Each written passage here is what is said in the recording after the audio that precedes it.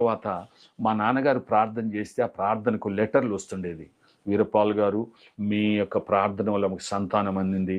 మేము అమెరికాకు క్షేమంగా వెళ్ళాము. లేకపోతే అట్లా ఇట్లా అని లెటర్ రాస్తున్నారు. అరే ఏంది? ఎక్కడో అమెరికా దేవుడు కదా యేసు ప్రభువు.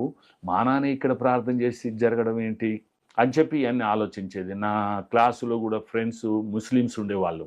ఏంటి వీళ్ళంతా? ఎందుకు ఇన్ని దేవతలు, ఇన్ని రకాల భక్తి, ఇన్ని రకాల దేవుళ్ళని ఆలోచిస్తే దేవుడు ఒక్కడే. ఆత్మస్వరూపైన దేవుడు. ఆయననే సంస్కృతంలో ఓం అంటారు. ఇంగ్లీష్‌లో గాడ్ అంటారు. హెబ్రీ భాషలో యెహోవా అంటారు. గ్రీకులో లోగోస్ అంటారు. తెలుగులో దేవుడు అంటారు. ఉర్దూలో అల్లా అంటారు. సంస్కృతంలో ఓం అంటారు. కాబట్టి వీళ్ళంతా ఒక్కరే దేవుడు. భాషల్లో వేరు రకాలు పిలుచుకొని దేవుడు ఒక్కడే.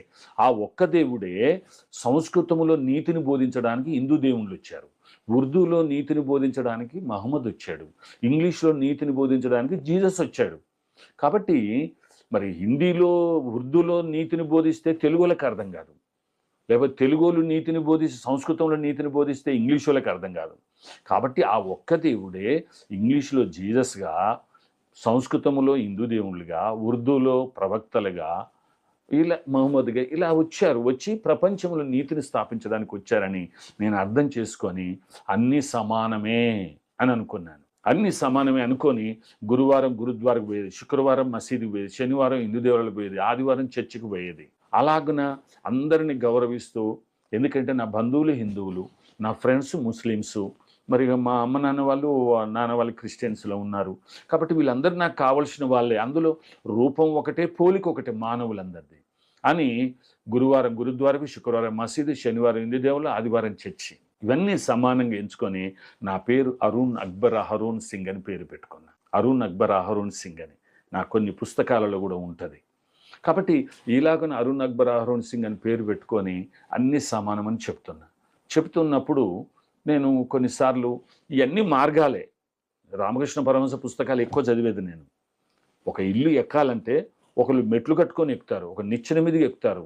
ఈ మెట్లు, నిచ్చెన లేనటువంటి వాళ్ళు గోడల మీదుగా కూడా ఎక్కుతారు పైకి.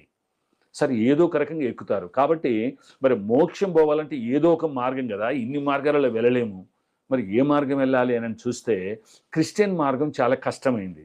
యేసు ప్రభు చెప్పిన మాటలు వినాలి, విశ్వసించాలి, వాటి ప్రకారం అనుసరించాలి, నడుచుకోవాలా. ఏం చెప్పాడు జీసస్ అంటే, ఎవడైనా ఒక చెంప కొడితే ఇంకో చెంప తిప్పమన్నాడు కొట్టమని. రెండో చెంప తిప్పుతాం. రెండో చెంప తిప్పిన తర్వాత ఈపి మీద విమానం మూత కొడతారు, హింసిస్తారు. అయినా వారి కొరకు ప్రార్థించాలనట, వారిని ప్రేమించాలంట యేసు ప్రభు చెప్పింది. ఇట్లయితే తన్నులు తినే పని అని నేను అనుకున్నా. ఇక ముస్లిం మార్గం గుండా వెళ్దాం అనుకుంటే నిచ్చెన లాంటిది. నిచ్చెన లాంటిది. ఎట్లా